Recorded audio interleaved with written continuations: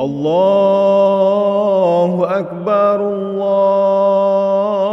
Akbar, Allahu Akbar. La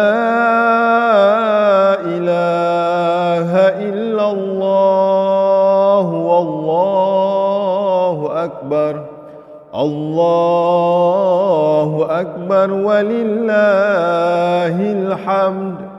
Allahu Akbar, Allahu Akbar, Allahu Akbar. La ilaha illallah,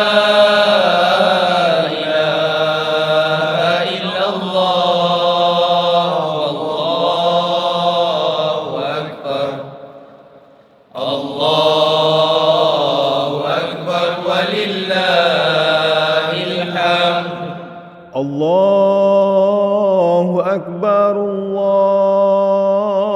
Akbar, Allahu Akbar. La ilaha illallah, wallahu akbar. Allahu Akbar walillahil hamd. Allahu Akbar, Allahu Akbar, Allahu Akbar. La ilaha illallah, wallahu akbar. Allahu Akbar walillahil hamd. Allahu Akbar, Allahu Akbar, Allahu Akbar. La ilaha illallah, wallahu akbar. Allahu Akbar walillahil hamd.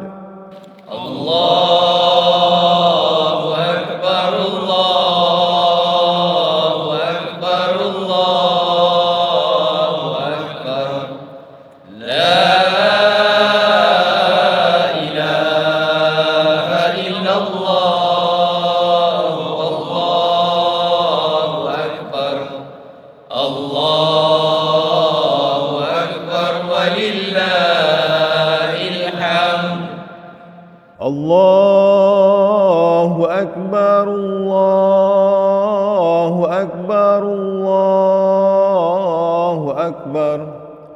Allahu Akbar kabira walhamdulillahi katsira wa subhanallahi bukratan wa asila. La ilaha illallah wa la na'budu illa iyyahu mukhlisina lahuddin walau karihal kafirun. La ilaha illallah wahdah sadaqa wa'dah wa nasara 'abdah wa a'azza jundahu wa hazamal ahzaba wahdah. La ilaha illallah wallahu akbar.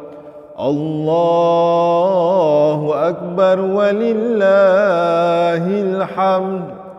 Allahu Akbar, Allahu Akbar, Allahu Akbar. La ilaha illallah, wallahu akbar. Allahu Akbar walillahil hamd. Allahu Akbar. Assalamualaikum warahmatullahi wabarakatuh. Taqabbalallahu minna wa minkum. Semoga bulan Syawal ini memberi kebahagiaan, keberkatan dan ketenangan. Diterima amalan kita dan diberikan kerahmatan dan juga kesihatan insya-Allah. Segala usaha ibadah di bulan Ramadan diberkati dan dirahmati Allah segala ibadat. Dapat ganjaran yang terbaik. Di hari yang indah ini, saya ingin mengucapkan Salam Aidilfitri, maaf zahir dan batin. Selamat Hari Raya Aidilfitri, maaf zahir batin. Kita raikan dengan penuh kemenangan dan juga kebahagiaan. Dan selamat menyambut Hari Raya Aidilfitri. maaf zahir dan batin daripada hati yang ikhlas. Selamat Hari Raya, maaf zahir dan batin.